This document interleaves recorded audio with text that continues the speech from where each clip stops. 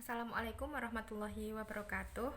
Teman-teman, sekarang kita belajar tentang hukum kewarisan dalam hukum perdata Islam di Indonesia. Hukum waris atau faraid.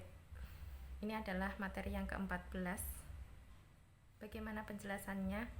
Teman-teman sudah tahu belum bahwa hukum kewarisan terdapat dalam KHI, buku yang kedua, dimulai dari pasal 171.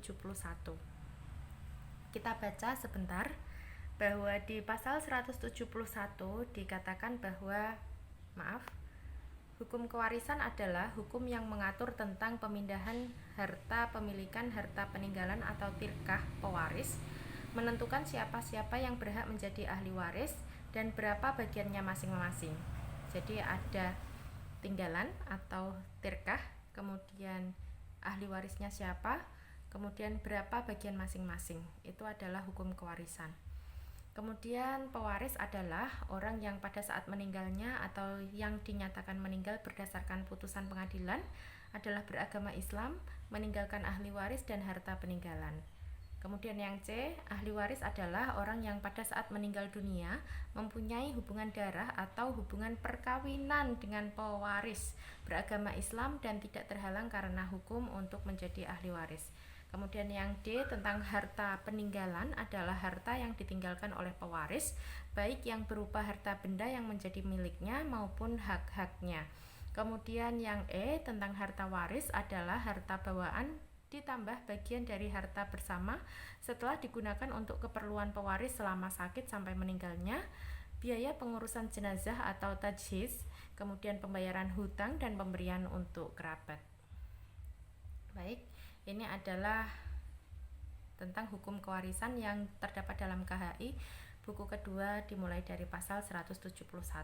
Teman-teman, tahukah kalian bahwa bab waris dalam surat An-Nisa itu ada asbabun nuzulnya, bagaimana ayat tersebut itu turun. Latar belakangnya adalah tentang peristiwa seorang janda dari Sa'ad bin Rabi' yang mengadu kepada Rasulullah bahwa iparnya, yaitu adik dari Sa'ad bin Rabi', itu datang kepada janda tersebut, kakak iparnya begitu ya. Dia meminta seluruh harta peninggalan dari Sa'ad untuk diberikan kepada dia seluruhnya. Janda Sa'ad tentu saja bingung, mengingat dia sendiri memiliki anak dari Sa'ad bin Rabi'. Baik, saya bacakan. Kesewenang-wenangan saudaranya Sa'ad bin Rabi' menjadi asbabun nuzul dari surah An-Nisa ayat 11 sampai 12. Sa'ad bin Rabi' tewas di medan peperangan sebagai syahid, meninggalkan 2 orang anak perempuan dan seorang istri serta seorang saudara laki-laki. Kemudian saudara laki-lakinya itu mengambil harta peninggalannya seluruhnya. Maka datanglah istri atau janda Sa'ad dan berkata kepada Rasulullah Shallallahu Alaihi Wasallam, "Wahai Rasulullah, ini adalah 2 anak perempuan Sa'ad dan Sa'ad tewas di medan peperangan. Pamannya telah mengambil harta kedua anak tersebut seluruhnya." Bayangkan teman-teman, seluruhnya ingin diminta oleh sang paman. Sementara dari Sa'ad sendiri dia meninggalkan anak perempuan yang jumlahnya 2. Maka Rasulullah bersabda, "Kembalilah kamu, barangkali Allah akan memberi putusan dalam masalah ini." Jadi saat itu Allah belum memberikan petunjuk tentang bagian cara membagi harta waris. "Kembalilah kamu, barangkali Allah akan memberi putusan dalam masalah ini." Maka setelah itu kembalilah istri Sa'ad tersebut dan menangis tentu saja. Maka turunlah ayat ini, Quran surat An-Nisa ayat 11 sampai 12. Maka kemudian Rasulullah memanggil pamannya, anak-anak Sa'ad, dan bersabda, "Berilah kedua anak perempuan Sa'ad 2/3 atau sulusain, ibunya 1/8 atau as-sumun, dan sisanya untuk kamu." Nah, Baik, teman-teman, ini adalah asbabun nuzul dari ayat waris, yaitu surat An-Nisa ayat 11 dan 12. Bagaimana bunyinya? Bismillahirrahmanirrahim. Silahkan disimak. Yusikumullahu fi auladikum lidzakari mithlu hadzil unsayain. Fa in kunna nisa'an fawqa thnataini falahunna thulutsa ma tarak. Wa in kanat wahidatan falahan nisf wali abawaihi likulli wahidin minhumas sudusu mimma taraka in kana lahu walad fa illam yakul lahu waladu wa warithahu abawahu fali ummihi sulus fa in kana lahu ikhwatun fali ummihi sudusu min ba'di wasiyati yusi biha audain abaukum wa abnaukum la tadruna ayyuhum aqrabu lakum naf'a fariidatan minallah innallaha kana aliman hakima.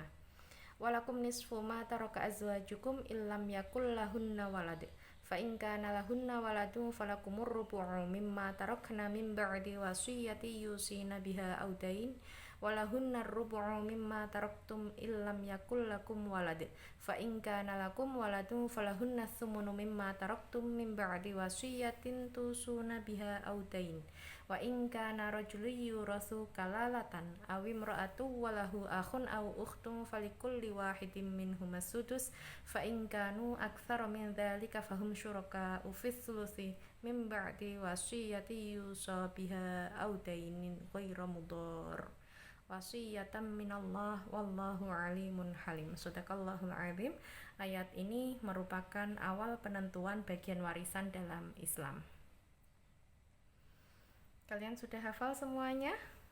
Dihafalkan ya. Baik, yang berikutnya. Dalam sebuah hadis Rasulullah menyatakan bahwa ta'allamul Qur'an wa'allimuhun nas wa ta'allamul faraid wa'allimuhun nas fa inni mru'um maqbudun wal ilmu marfu'un wa yushiku ay yakhtalifa thnani fil faridati fala yajidani ahadan yukhbiruhuma rawahu Ahmad wa Nasa'i wa Daruqutni. Pelajarilah oleh kalian Al-Quran dan ajarkanlah kepada orang lain, dan pelajarilah ilmu faraid dan ajarkanlah kepada orang lain. Jadi kita diminta untuk belajar Al-Quran dan belajar ilmu faraid, kemudian setelah itu ajarkanlah kepada orang lain. Rasul mengatakan bahwa karena aku adalah manusia yang bakal terenggut oleh kematian, sedangkan ilmu akan hilang. Hampir 2 orang yang bertengkar tentang pembagian warisan tidak mendapatkan seorang pun yang dapat memberi fatwa kepada mereka. Jadi ini adalah wanti-wanti peringatan dari Rasulullah bahwa akan datang suatu masa di mana tidak ada seorang pun yang menguasai ilmu faraid, sehingga ketika timbul persoalan waris maka akhirnya hal tersebut menjadi problem, kemudian membuat 2 orang menjadi bertengkar. Nah, ini sudah diperingatkan oleh Rasulullah, sehingga mari kita belajar ilmu faraid agar kita bisa mengatasi persoalan waris yang biasanya timbul dalam masyarakat. Baik, hadis ini mengisyaratkan keprihatinan Rasul bahwa dalam pembagian warisan tidak jarang menjadi pemicu pertengkaran. Bukankah demikian, teman-teman? Baik, ini adalah pengantar dari materi hukum kewarisan. Kita akan lanjutkan materi yang berikutnya di pertemuan setelah ini. Dari saya cukup sekian. Wassalamualaikum warahmatullahi wabarakatuh.